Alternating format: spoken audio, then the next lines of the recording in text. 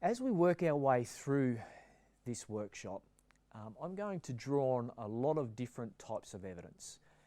The first thing I'm going to talk about is things like stories. I will use stories because athletes' stories are important when we consider load management. But I'm also going to draw on empirical research. And it's really important that we consider that not all research is created equally. And the way that we look at this is typically through our hierarchy of evidence. Now, this hierarchy of evidence shows very low level of evidence, or the evidence with the weakest strength, right through to the strongest level of evidence. Now, in the training load performance and training load injury area, we have a lot of opinion papers, but in the middle we have quite a great deal of evidence. We have cohort studies, case control studies, cross-sectional studies. And just recently we have a randomised control trial, and we have a number of systematic reviews. So we would say that the evidence around training load and injury and training load and performance is moderately strong.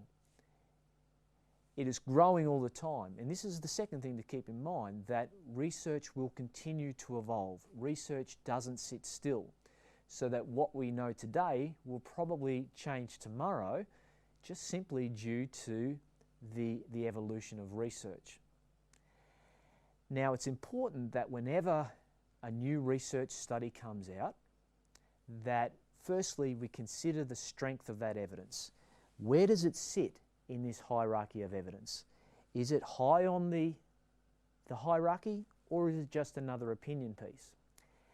But the second thing we need to keep in mind is that each new piece of information should change our view a little, even if it conflicts with what we previously thought we knew around an area.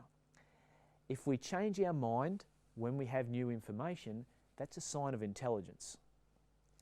So this is examples of scientific evidence. What I'm also going to show you is different ways that we can get information. We can get information these days with social media and various internet platforms in a variety of ways. We call it the information age, but perhaps it's better framed as the misinformation age. We can get information from YouTube and Twitter and Facebook and Instagram. I really believe these modes, these social media modes, are great to help us share and distribute scientific information.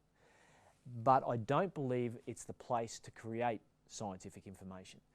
So it's really important when you come across different information that you look at the source and you try and go to the original source where possible.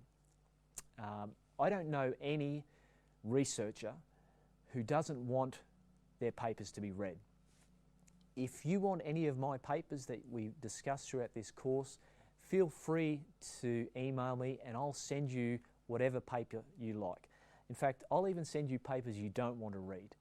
And wherever possible, if you have questions, contact the author. They're more than happy to answer any questions that you have. But just keep in mind, when you develop your information, think about where you have received that information from. Has it come from social media, YouTube, Twitter, or has it come from peer-reviewed research, and what is the strength of that evidence?